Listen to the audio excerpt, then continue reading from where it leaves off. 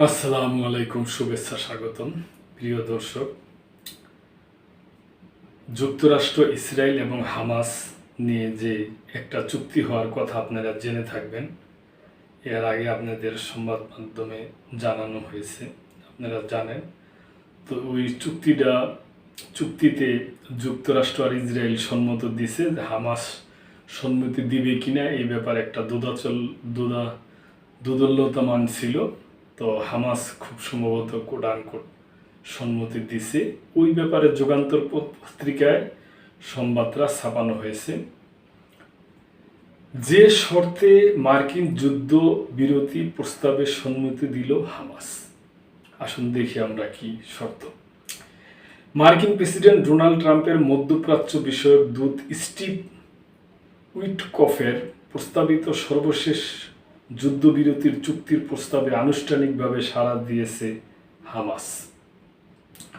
তবে বেঁধে দিয়েছে একটি মাত্র শর্ত, সেটি হলো একটি স্থায়ী যুদ্ধবিরতি, যা এতদিন ইসরায়েলের জন্য রেড লাইন ছিল। শনিবার এক বিবৃতিতে ফিলিস্তিন স্বাধীনতাকামী সংগঠনটি জানায়, প্রস্তাব অনুযায়ী তারা 10 জন জীবিত জিম্মি ও 18টি মৃতদেহ ফেরত দেবে।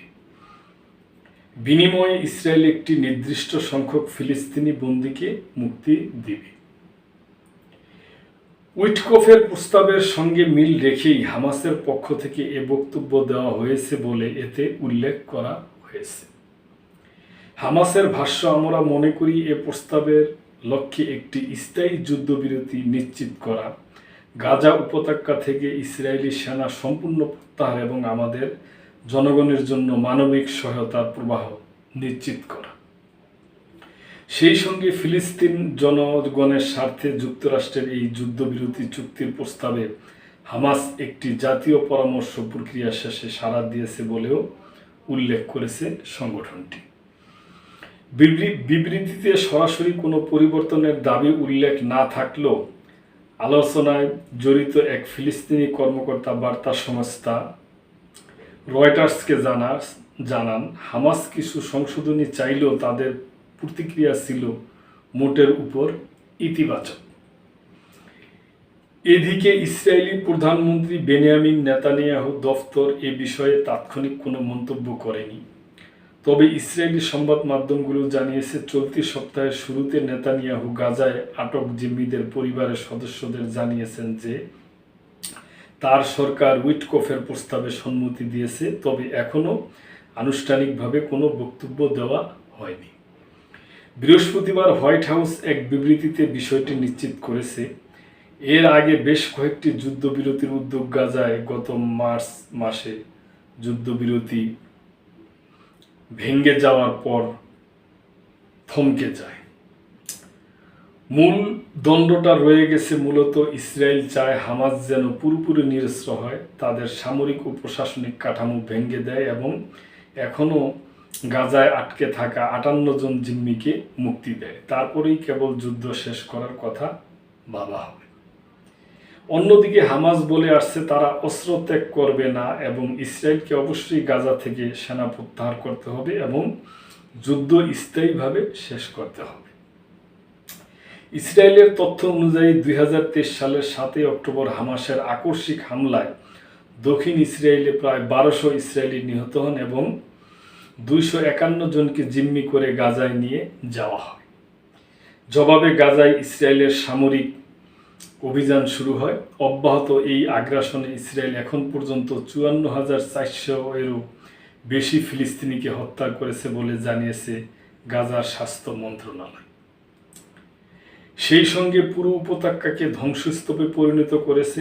পাশাপাশি গত মার্চ থেকে গাজায় পুরোপুরি অবরোধ আরোপ করে গোটা উপত্যকাকে দুর্ভিক্ষের মুখে ঠেলে দিয়েছে দখলদার ইসরায়েল।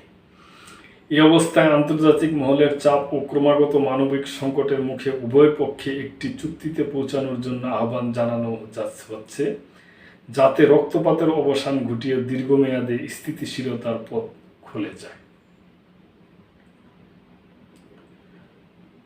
তো দর্শক, আমরা আশা করব যেন অবশ্যই যুদ্ধ বিরতিটা হয় এবং তা যেন স্থায়ীভাবেই হয়।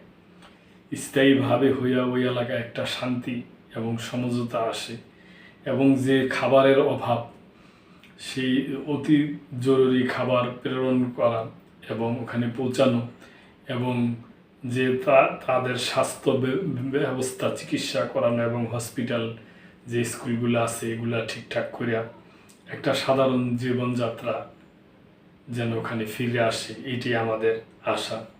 আমাদের পক্ষ থেকে আমেরিকার প্রেসিডেন্ট ডোনাল্ড ট্রাম্পের প্রতি আকুল আবেদন যে উনি যুদ্ধ চায় না, উনি পৃথিবীতে শান্তি চায়। তো এখানে উনি ওনার দ্বারা, এবং আমাদের মুসলিম নেতা এবং ইসরায়েলের যে প্রধানমন্ত্রী আছে, আরও কর্মকর্তা আছে, হামাস কর্মকর্তারা, এরা সবাই মিলেমিশে একটা যুদ্ধবিরতি স্থায়ীভাবে হোক, এটি আমাদের আশা। প্রিয় দর্শক, তো দর্শক, আপনাদের কোনো মন্তব্য থাকলে আপনারা করতে পারেন। লাইক, কমেন্ট, শেয়ার করে চ্যানেলটিকে সাবস্ক্রাইব করে চ্যানেলটির পাশেই থাকবেন। আজকে এই পর্যন্তই। আল্লাহ হাফেজ।